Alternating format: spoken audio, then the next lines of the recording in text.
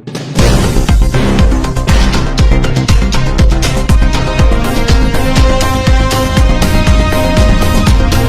आपको इस स्टेज से कह रहा हूं, पूरे हिंदुस्तान में विधानसभा के चुनाव, लोकसभा के चुनाव चोरी किए जा रहे हैं और इनकी आखिरी साजिश यह है कि बिहार में एसआईआर करके नए वोटरों को जोड़कर, वोटरों को काटकर ये बिहार का चुनाव चोरी करें।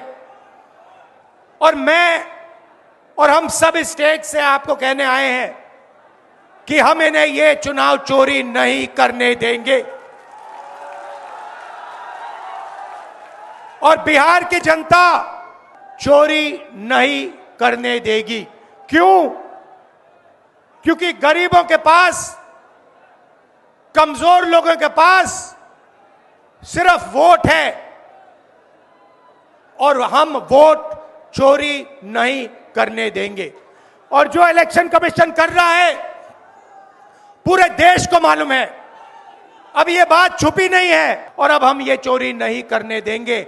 और जहां भी ये चोरी हो रही है, चाहे बिहार में, चाहे महाराष्ट्र में, चाहे असम में, चाहे बंगाल में, हम इनकी चोरी पकड़कर जनता को दिखाने का काम करने जा रहे हैं।